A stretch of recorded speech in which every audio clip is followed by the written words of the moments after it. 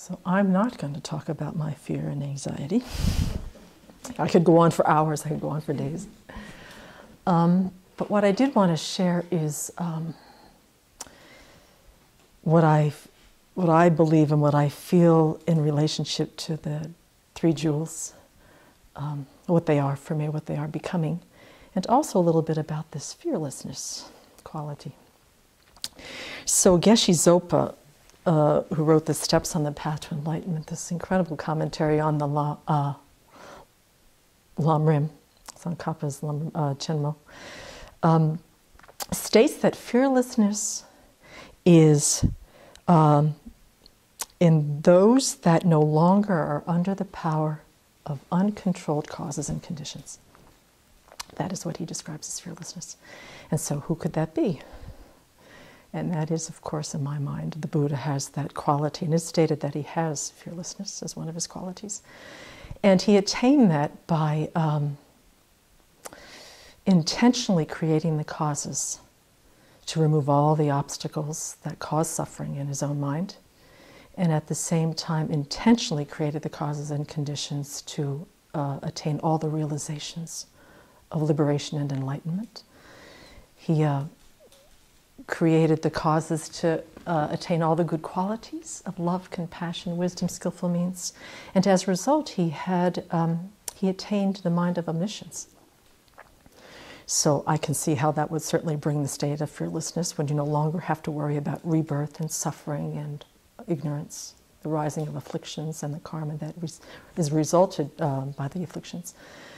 And so out of his great compassion, he then went about and laid out one of the most detailed, remarkable roadmaps for the rest of us to also create the causes and conditions for our own liberation and enlightenment.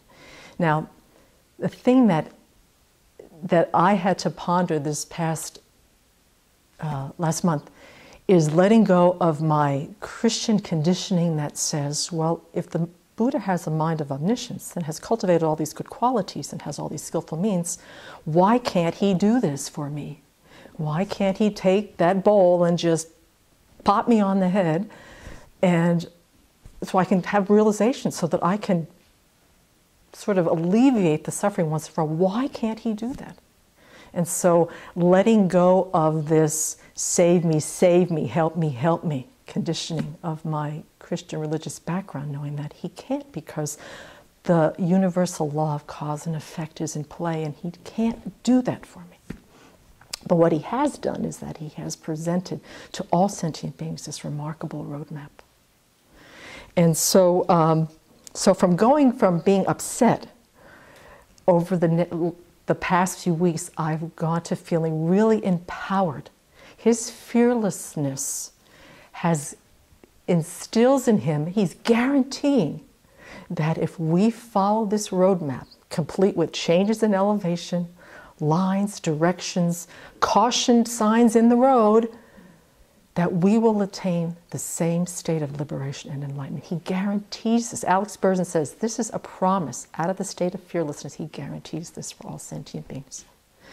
So, and he does that by, we have these beautiful Lamrim teachings, the thought trainings, the teachings on emptiness, bodhicitta. These are the signs, the roadmap. Now, Geshe Zopa, and this is the part that I have found to be really quite profound, is this whole idea about creating the causes and conditions for our enlightenment.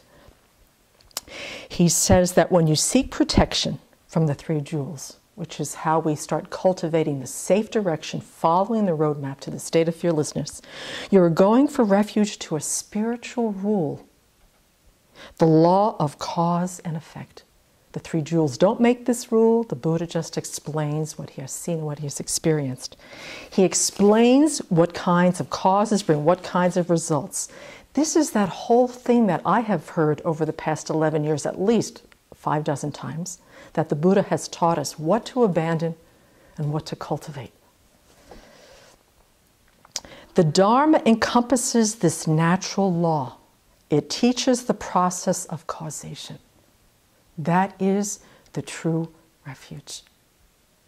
And since the entire universe, the universe exists due to causes and conditions, why can't the mind of an enlightened being come into play using the same natural law? And so for me, I have really feel that there's something that has shifted for me. This gift that the Buddha has given us, this legacy, this true refuge, the Dharma is all about creating the causes and conditions for our own enlightenment.